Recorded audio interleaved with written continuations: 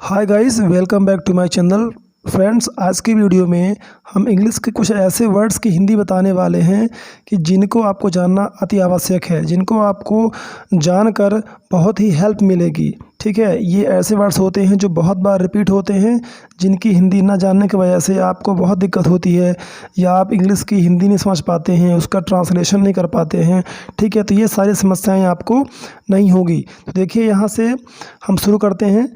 Is, am, are, was, were, will, we, shall we, have, has, had, ये ऐसे खास words हैं जिनका मतलब आपको जानना चाहिए, क्योंकि ये बहुत ही ज़्यादा यूज होते हैं हमारे डेली लाइफ में, स्पोकन में, या आप जब भी इंग्लिश रीडिंग करते हैं तो ये वर्ड्स बहुत बार आते हैं। ठीक है, तो चलिए शुरू करते हैं।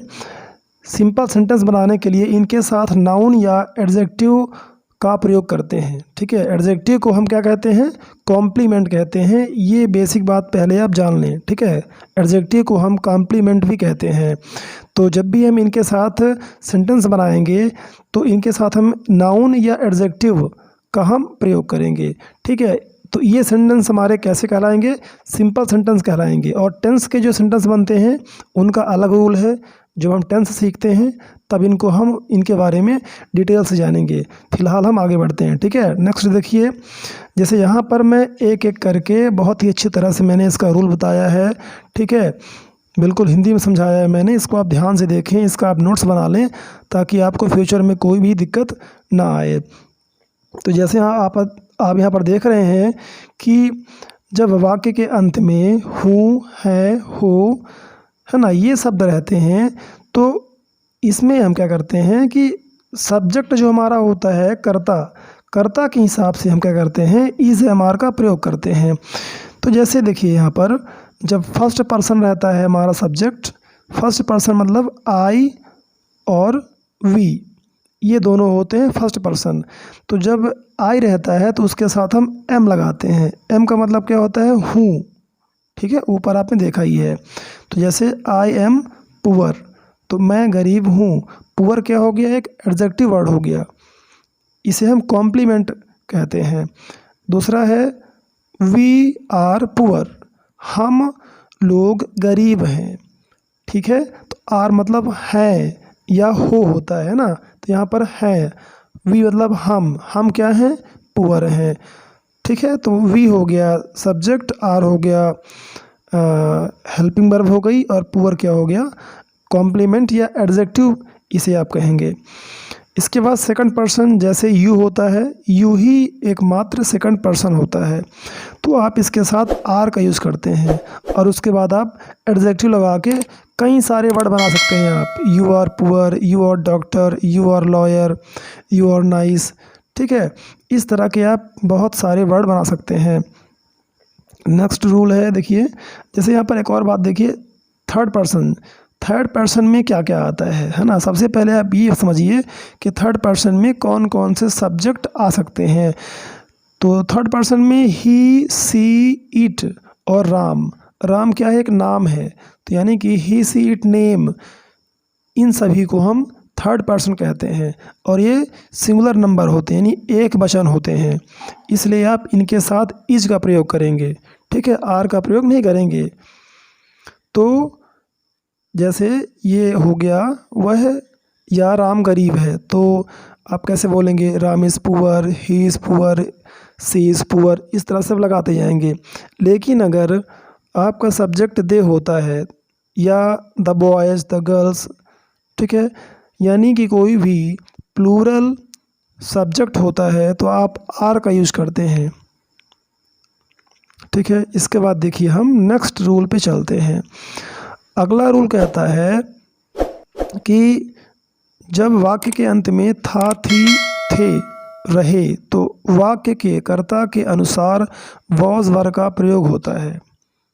वॉज वर्ब का हिंदी हमने पहले ही आपको बताया है कि वॉज वर्ब की हिंदी क्या होती है? वॉज का होता है था, और वर का होता है थे। ठीक है, तो वी वर पुअर, हम गरीब थे। मैं उदास था, आई वॉज सैड मीन्स उदास। ठीक है, तुम लाचार थे, यू वर हेल्पलेस।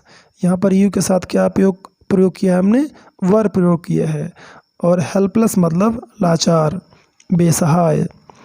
राम थका था, राम हो गया सब्जेक्ट, टायर्ड मतलब थका हुआ, वॉज मीन्स था, राम वॉज टायर्ड। वह लंबा था, ही वॉज टॉल। मैं खिलाड़ी था, आई वॉज अ प्लेयर। इस तरह से आप कई सारे सेंटेंस बना सकते हैं। हमारा अगला रूल है गा गी गे, यानी ऊपर मैंने आपको बताया था कि जब भी सेंटेंस के लास्ट में गा गी गे या होगा रहता है तो आप उसके लिए विल बी या शैल बी का प्रयोग करते हैं, राइट। किसका प्रयोग करते हैं? विल बी या शैल बी का। अब इसका यूज कैसे करते हैं इसके लिए आगे देखिए, ठीक है। यहाँ पर जैसे आप देख रहे हैं मैं भूखा रहूँगा, तो आई शैल बी मतलब रहूँगा या होऊंगा, इस तरह करके हिंदी निकलती है ना। हंग्री मीन्स भूखा, आई शैल बी हंग्री। मैं खुश रहूँगा या होऊंगा, आई शैल बी हैप्पी। तो यहाँ पर आप क्या देख रहे हैं कि आई के साथ शैल का प्रयोग हुआ है, शैल बी का यूज़ किया गया है, ठीक है। ऐसे ही करके आप बहुत सारे वर्ड बना सकते हैं, बहुत सारे सेंटेंस का आप निर्माण कर सकते हैं। I shall be hungry, I shall be happy, I shall be sad, और इस तरह के कोई भी आप इसके बाद एडजेक्टिव या कोई भी नाउन वर्ड लगा सकते हैं। यहाँ पर एक और चीज़ है, जैसे आप अगर कहना चाहते हैं कि मैं कुछ बनूंगा, ठीक है, जैसे मैं डॉक्टर बनूंगा, मैं इंजीनियर बनूंगा, तो यहाँ पर भी आप इसका प्रयोग कर सकते हैं। जैसे I shall be a doctor, I shall be a lawyer, I shall be a pilot. तो इस तरह करके भी आप सेंटेंस बना सकते हैं। नेक्स्ट एग्जांपल है, इन एग्जांपल्स को आप ध्यान से पढ़ें, ठीक है, इनका अभ्यास करें, इनको नोट्स में लिख लें ताकि फ्यूचर में भी आपको इनको रिवीजन करने में आसानी हो, ठीक है। यहाँ पर मैंने कई सारे एग्जांपल लिए हैं, ठीक है। तो विल बी मतलब होगा या होंगे या रहेंगे, ऐसी हिंदी आप इसका निकालेंगे। यू विल बी तुम रहोगे या होगे, ठीक है ना। You will be present means उपस्थित, तो एब्सेंट मीन्स क्या हो जाएगा? अनुपस्थित। They will be sad means उदास, वे उदास रहेंगे। Ravi will be ill means बीमार, रवि बीमार रहेगा, वह खिलाड़ी बनेगा, ठीक है। ही शैल बी अ प्लेयर, जैसे मैं अभी आपको ऊपर बता रहा था कि मैं बनूंगा या वह बनेगा, ऐसा कुछ बोलना चाहते हैं तो भी आप विल बी या शैल बी का प्रयोग करेंगे, ठीक है। बी यानी यहाँ पर होता है होना या होगा, जैसे ही विल बी वह होगा, क्या होगा? लॉयर होगा या बनेगा। बी मतलब होना या बनना होता है, तो वह बनेगा, ठीक है। A lawyer, a pilot, a doctor, an engineer, a teacher. इस तरह से आप कई सारे वर्ड जोड़कर आप बहुत सेंटेंस बना सकते हैं। नेक्स्ट है हमारा जो नेक्स्ट रूल है वो बहुत ही ख़ास है, ठीक है, उसको ध्यान से देखिए। जैसे हैज़, हैव या हैड, आपने कई बार इसको देखा होगा, इसका सेंटेंस में प्रयोग आपने देखा होगा। जब बुक रीडिंग करते हैं तो भी आपको ये कई बार मिला होगा। तो अक्सर ये बहुत कंफ्यूज करता है ना, किसकी हिंदी क्या निकलेगी, या सेंटेंस में ये है तो क्या इसका मीनिंग क्या निकलेगा, क्या इसका हम सही ट्रांसलेशन निकालें।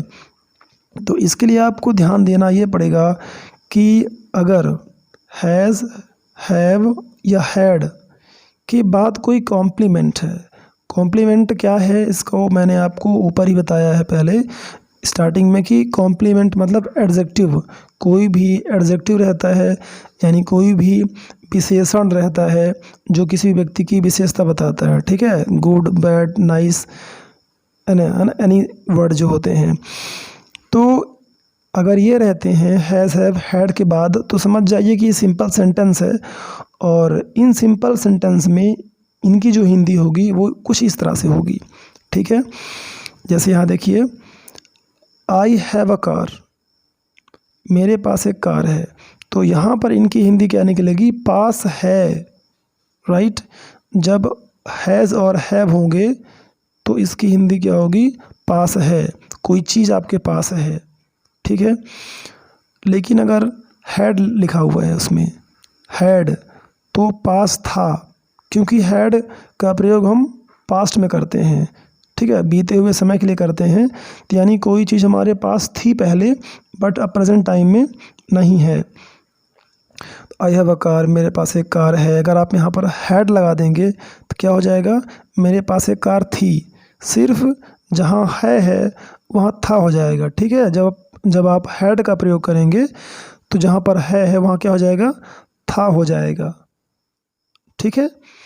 बाकी हिंदी आप समझ ही जाएंगे, हिंदी समझना आपके लिए बहुत ही ईजी है, इसलिए सिर्फ यहाँ पर आप हैड हैज़ की हिंदी पे ध्यान दें।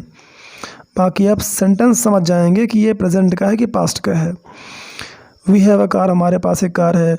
हाँ, एक और बात, जैसे आई के साथ हैव, वी के साथ हैव, तो ये जो फर्स्ट पर्सन है सिंगुलर नंबर, ठीक है, उनके साथ हम हैज़ यूज़ करते हैं, है ना, आई को छोड़कर।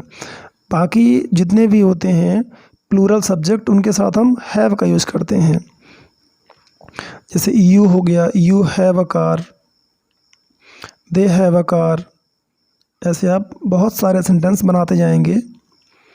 नेक्स्ट, थर्ड पर्सन पे ध्यान देना है आपको।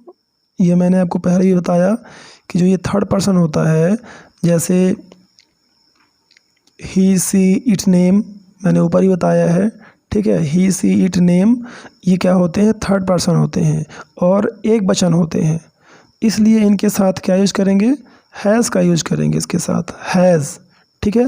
Ram has a car, Mohan has a car, ठीक है। He has a car, she has a car. और इसके अलावा आप कुछ भी वर्ड जोड़ सकते हैं, ठीक है। कार बस तो सिर्फ एक एग्जांपल के लिए है, आप कुछ भी जोड़ेंगे।